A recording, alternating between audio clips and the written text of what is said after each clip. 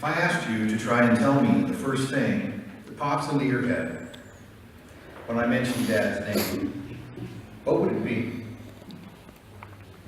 If I asked you to tell me which photograph pops into your head at the mention of his name, which one would that be?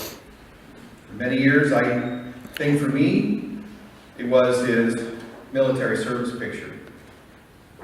You know what? Just back in the program.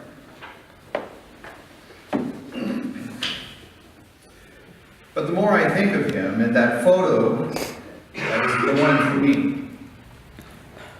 It's the one I call the tricycle. You know the one? I know you're going to ask me why. I don't care from what perspective that you knew Dad, but I am pretty sure that the one thing you would never say about him would be that he was ever vulnerable. Perhaps you would agree with me that that was the one thing that he was not. Ever. But we all knew him as an adult. What does it have to do with the tricycle picture? Well, in my opinion, he doesn't even look vulnerable there. Not being vulnerable was something Dad learned at an early age. Dad's life, when he was young, was not an easy one. Born into the Great Depression, I think it was hard for us to imagine today how tough things were during that time. Millions of Americans were out of work. There were literally no jobs to be had. We have no concept today of the food insecurity that almost every household experienced. Dad told me of times when his mom made pies for the people that his parents worked for to earn money so that they could buy food for themselves. The stress of that time is incomprehensible today. Having parents that constantly fought, sometimes even violently, his mom and dad didn't provide a comfortable environment for him. His dad, Joe Hester, was for a time foreman on a farm that is now in Laguna Niguel, and later served in the Merchant Marine during World War II. Dad told of having to sleep on his mom's porch after his parents divorced. During high school, he used to herd cows through the hills. After school, he spent his high school years in San Juan Capistrano. When World War II finally came to the United States, the shockwave it caused created fear and uncertainty, just like it would today. Civil defense blackouts were enforced statewide. Blackout curtains were mandatory in every home. No lights were allowed to be visible after dark. The threat of invasion of the entire west coast of our country was real. And Mom remembered distinctly when one-man Japanese submarines were discovered tried to land on the beaches in Hermosa and Redondo. There were anti-aircraft gun emplacements in the hills around the Capistrano Valley, one in an empty swimming pool. Joe Hester, along with many others, such as our other grandfather, Edward Derbyshire, joined the Merchant Marine, moving supplies and material to Great Britain. After the war, his father wanted to take the money his parents had saved and build a dairy farm in Texas. His mom had other ideas. She took the money instead. She wanted to open her own restaurant. Eventually she did.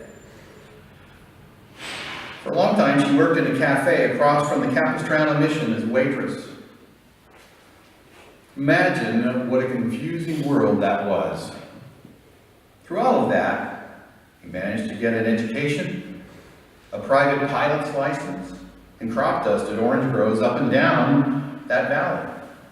After the war, Dad got a degree from Orange Coast Junior College. When he met Mom, He drove an Indian motorcycle, wore a leather jacket, had a pet Pomeranian named Squeaker, and he managed newspaper delivery people. Mom said she thought he was crazy. She thought that, of course, until she fell in love with him. But that's another story, isn't it? Dad, to me, was the example of responsibility, commitment, and duty. He served in Korea in the Army, sat in freezing bunkers, shooting at Chinese and North Korean combatants. He was often so close to the artillery that would shoot for days that the troops would constantly move back and forth across the little hills where they fought. I remember my grandmother telling me how terrified she was that he wouldn't come home from Korea. Even after all those years, you could tell it left a mark on her. We used to sit in her living room, and she would show us the mementos she kept while our dad was away in Korea. Many of his letters to her were so heavily censored, they were cut into ribbons almost. It's hard to imagine. I would encourage you to look at some of that stuff. We'll find it so you can see it.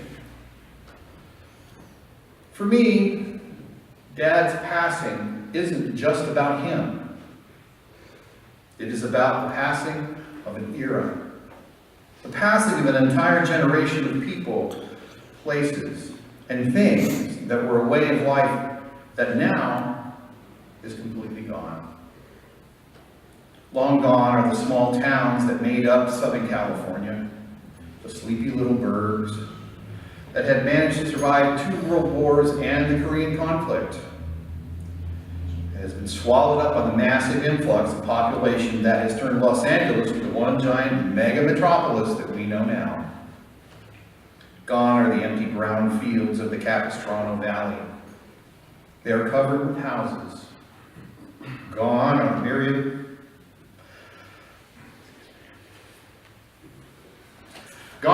little coffee shops and diners, like my grandmother's, where cheeseburgers and pie were 17 cents. I remember my first encounter with Coca-Cola there. Those little 4-ounce glass bottles. Nanny Thelma and Bertha worked from 5:30 in the morning until about 3 in the afternoon. Just breakfast and lunch. There were only 10 stools in that place. And you looked over the counter and watched them cooking on this big gas grill they had. There will never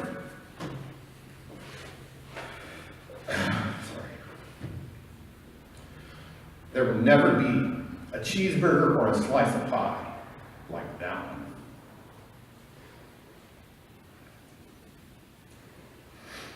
I remember when she bought my father a typewriter so he could type the menu for her.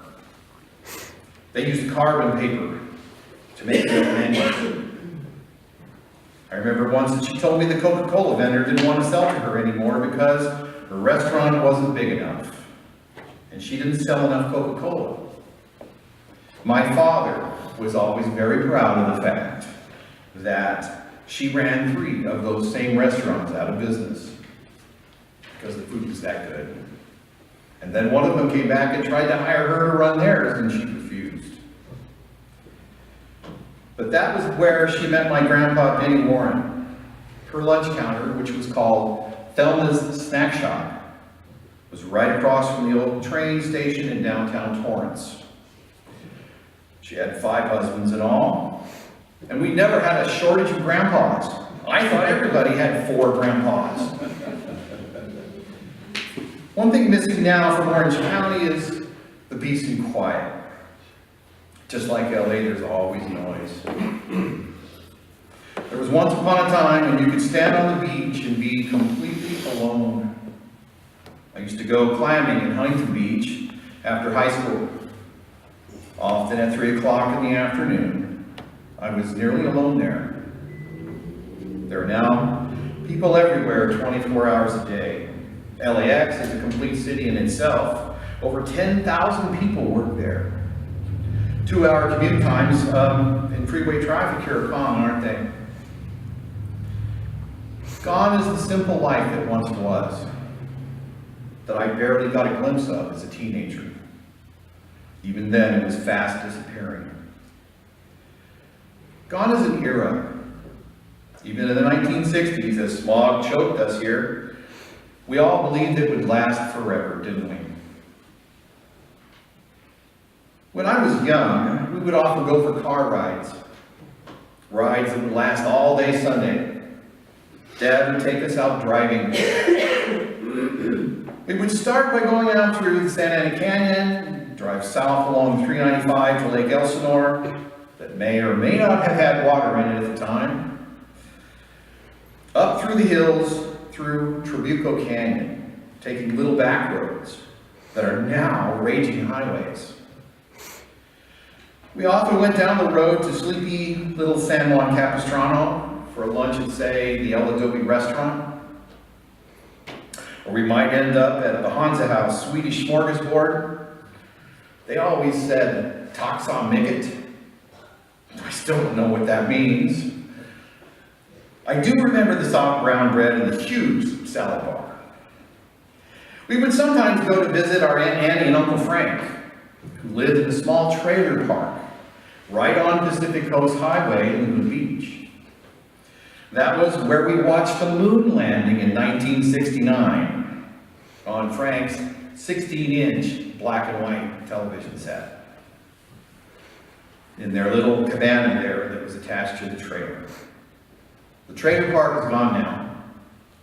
It has been for many years. In its place is a parking lot for a car dealership. Frank Manning used to walk across the street, Pacific Coast Highway, to work at Chris Craft, where he was a shipwright. One of his big claims to fame was that he built the mainmast for John Wayne's yachts. When he died, I inherited his toolbox, where there were tools I could never figure out. Often he never used nails or bolts. Much of what he did involved dowels and wood joinery because it didn't rust out to the salt water. Another craft that's long forgotten. Dad had lots of friends in the South County area, several that dated back to his days in the Korean War. There was Norris Weatherholt, who owned a Chevron gas station and car repair shop up near the Arches, which was a very famous landmark on Pacific Coast Highway where it used to go under the 5 freeway. We often visited with him on our day-long car rides. There was Bob Medikovich, whom we met in Glendale, Arizona, of all places. He owned a liquor store on Glendale Avenue that's still there. He gave us chocolates and candy. My brother and I, of course, we never forgot him. I attended his mass when he died in Phoenix, and his wife still lives in Paradise Valley. There was Ethel Pease, who lived in Capistrano for many years, who Dad knew from the old days. We used to go by the Rosenbaum Ranch, where my grandfather worked as a foreman for a time. It now sprouts a housing division. My father was close friends with the Shade family, and often spoke of his friend Leo, who's here with us today. They attended Capistrano High School together. We made numerous trips to a place called the Pottery Shack on Pacific Coast Highway. It was one of my mom's favorite places, and it was there she bought her famed Noritake china set back in the 60s. There used to be an old man named Larson who would stand on the corner and he'd wave to people. After he passed, somebody made a statue of him in his red long-sleeve shirt and blue jeans, and they mounted it on the corner where he used to stand and wave. I wonder if it still exists. Dad was once arrested for diving off the San Clemente Pier. Use, I guess. Needless to say, the Orange County of the 1950s and the 1960s was a different place than it is today. My dad's Orange County has been gone for a while. And so the passing of an era, a way of life. Perhaps it is just the way that we look through the glasses of childhood, but to me it seems different now. And it has changed in a way so that we can never go back. Someone is now gone from our lives that has touched each and every one of us.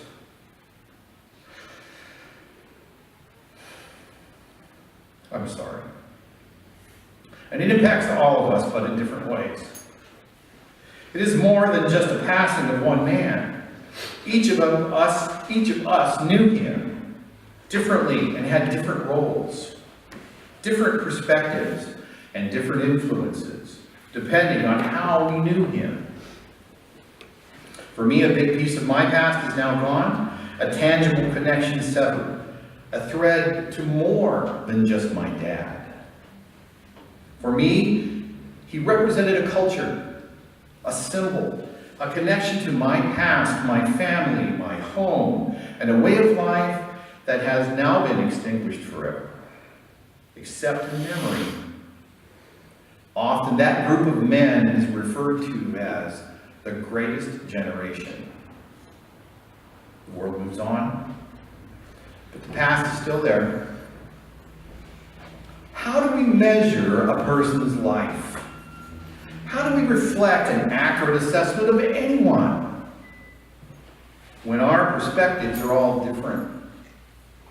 The only answer that I can share is that we must provide each of our own feelings so that we share in the person that we knew. That way we get closure, we heal, and we remember. Finally, if Dad were standing here today, what would he say to us?